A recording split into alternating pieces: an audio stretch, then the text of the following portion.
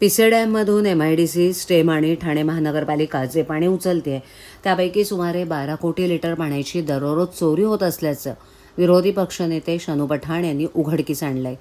आमणेपाडा ते सवाद दरम्यान पत्रकारांसह पाहणी करून या पाणी चोरीचा पर्दाफाश त्यांनी केलाय. दरम्यान या पाणी चोरीचे सर्व पुरावे आपण उपमुख्यमंत्री एकनाथ शिंदे यांच्यासमोर सादर करणार असल्याचं शनू पठाण यांनी सांगितलं.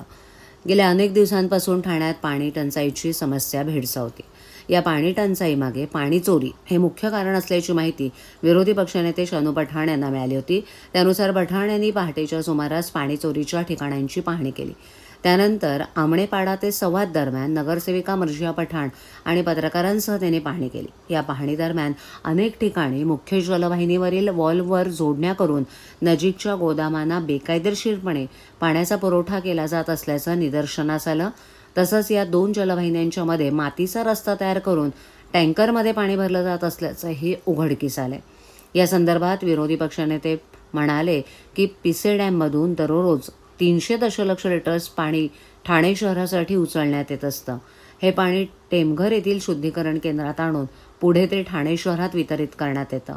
पिसे ते टेमघर हे 17 किलोमीटर अंतर असून या दरम्यान जलवाहिनीवर दर 100 मीटरवर अनेक वॉल्व्ह असून या वॉल्व्हला 4, 6, 8 इंचाची अनधिकृत जोडण्या करून त्याद्वारे पाणी चोरी करण्यात येते. दिवसाला साधारणपणे 12 दशलक्ष लिटर्स पाणी चोरलं जाते.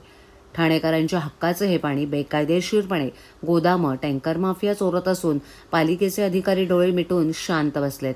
त्यामागे कोट्यवधी रुपयांचा गैरव्यवहार होतोय. या पाणी चोरीचे सर्व पुरावे आपण उपमुख्यमंत्री एकनाथ शिंदे यांना सादर करणार आहोत, असं पठाण यांनी यावेळेला सांगितलं. 12 कोटी जो पानी चोरी प्रति दिवस हो रहा है TMC MIDC सिस्टम से, उसके सभी पुरावे लेके मैं खुद माननीय उप मुख्यमंत्री एकनाथ शिंदे साहब के पास जाके मुलाकात करके सभी पुरावे उनको देने वाले हैं.